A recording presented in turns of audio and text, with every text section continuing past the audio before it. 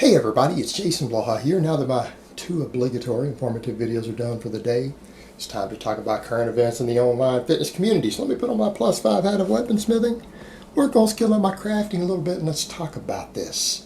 Just up front, I guess the best thing to say is I think Lobliner backing out of this charity boxing match is probably a smart move. A lot of people will be like, what? Alright guys, Mark needs some street cred right now, and getting his ass kicked by a one-legged man inside of a boxing match, probably not good for his cred right now. It was actually smart for him to back out because he was not going to win this fight. Now, I wasn't going to cover this. I didn't care. A bro of mine the other day was linking me all the stuff. Actually, pretty good, chill dude, pretty good dude. He happens to be a friend of mine and Brittany's, but he also knows Casey. He knows the one-legged monster.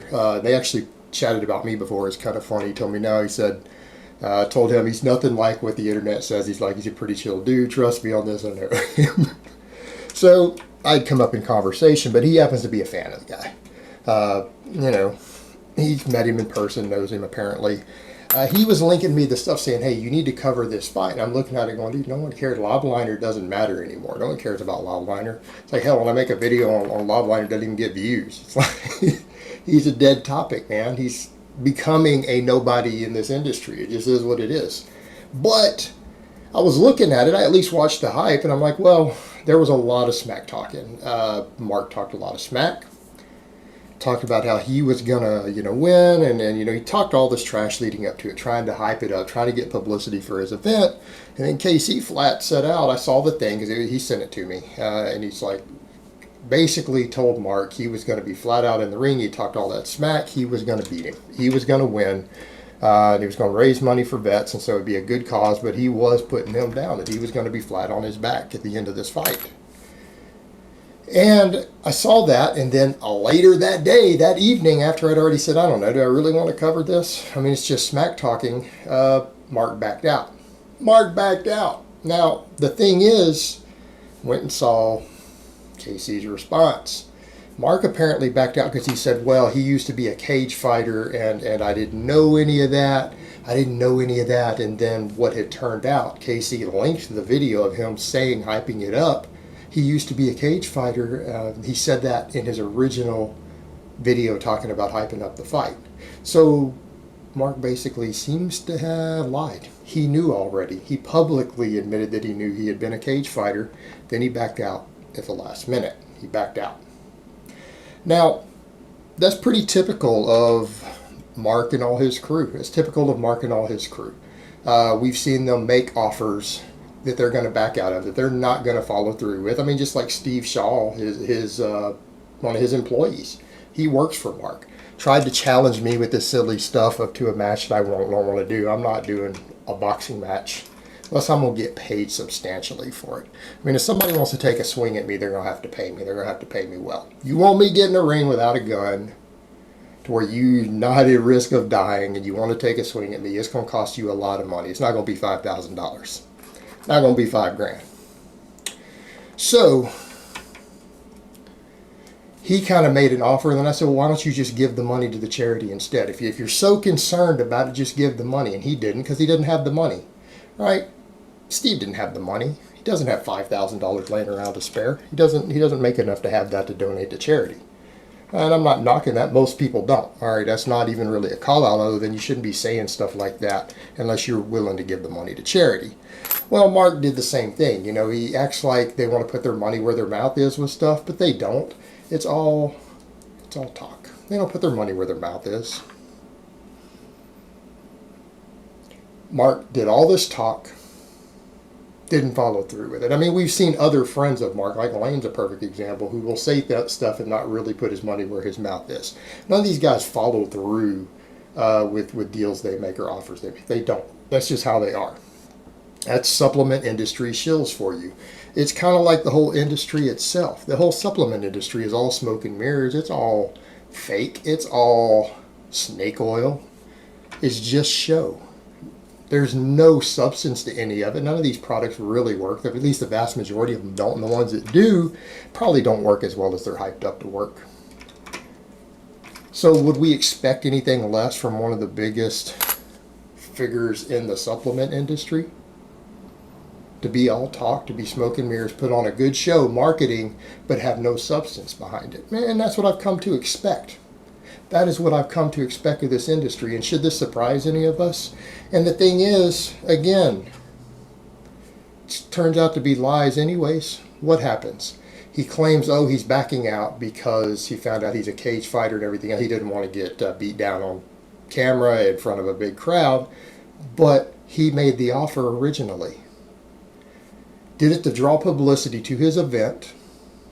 And you guys got to look at how these guys have done with this event. Everyone associated with this event has pulled this, what I call patriotic correctness, of if you don't go to their event and support a company that you don't like, that has shady ethics and people who are going to make money and publicity in the long term from it, who you think are shady individuals, you don't think should have good publicity, you don't want to put money in their pockets, but if you don't go to their event, and believe me guys, there's a publicity stunt there, there's money to be made on the back of that. It's not because the money from the proceeds, it's because they're going to get PR for it.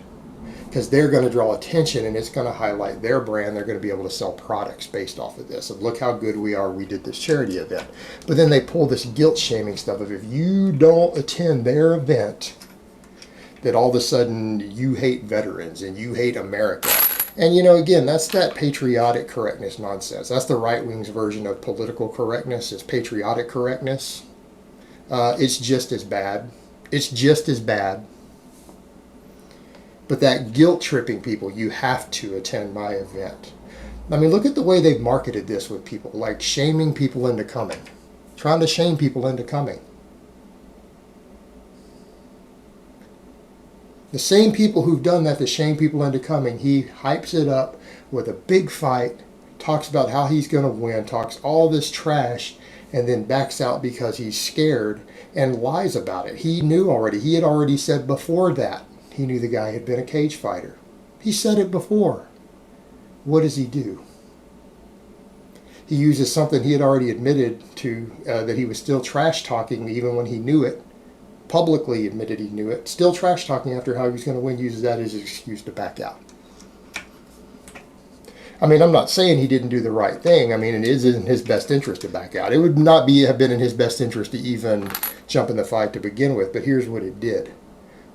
By him doing the trash talking, even though he never intended to actually do the fight, and that's what it comes down to. He never intended to do this fight. It was all publicity for his event so that he can make money on the back end. He didn't plan on following through. It's very, very obvious with that. And, that's the thing. I think KC is really disappointed because I think KC took him at his word. And that's the thing that guys like him need to understand, man. Not everybody else is a man. All right? Not everybody else has the same code as a man, that when they say to you they're going to do something, they don't always follow through with it. And, maybe KC being a man's man, I mean, the guy's lost a leg and the guy still trains his ass off, willing to get in fights, squats, deadlifts, all that stuff with one leg. That's pretty hardcore. I'm just going to say that's pretty hardcore. I don't think he was expecting that. He was expecting Mark to be a man of his word. Well, welcome to the supplement industry. Welcome to supplement industry shills. You guys need to start thinking about that when you look at who's hosting this event. You're seeing it as a legitimate charity event. You think it's going to be honest. You think it's going to be the way that you think it's going to be. Gets hyped up and then it turns out maybe it's not what you thought it was. Yeah, it'll do some good. It'll do some good. But that good that they're doing is at the end of the day going to be about them making money in the long term. Because that's what the supplement industry is. It is a con game as an industry as a whole. The whole industry. I'm not going to single out any companies. I'm not going to say, oh, just his company. No. It's not just his company. It's the entire industry. Everything they do is a scam. Everything they do is smoke and mirrors. Everything they do is shady advertising. There's no substance to it. And so if they're going to host a charity event, why would you expect it to be any different? Hopefully that's a lesson learned for people when you're dealing with this industry. That's just how they are. It's in their nature. They can't help it. can't help it. You know, and I actually feel bad. Actually, I don't. A lot of people got shamed into going to these events, have told stuff like that, well, you have to do this, and ended up going. I don't even feel bad for them, man. I mean, if you're going to be that weak-minded to where you're going to let someone like Lobliner or Steve Shaw or anybody else shame you into going to an event that's going to give their company publicity, if you're going to be that weak to do that, then hell, you deserve to be taken advantage of. Let's just be realistic here. You deserve it. People need to learn to think for themselves. You need to learn to be strong. You need to learn to stick by your guns. All right? Not fall for this sort of nonsense. And Casey got sucked right in, unfortunately. And it'll probably be a good lesson learned for him, because I know he was looking forward to that fight. Appeared like he was. He was ready to win. And again, at the end of the day, that fight was never going to happen. Would have been very one-sided. I don't think Mark would have stood a chance. He would have stood a chance. All right, guys, well, that's really all I have to say on that today. I hope it's been informative, and I will talk to you guys next time.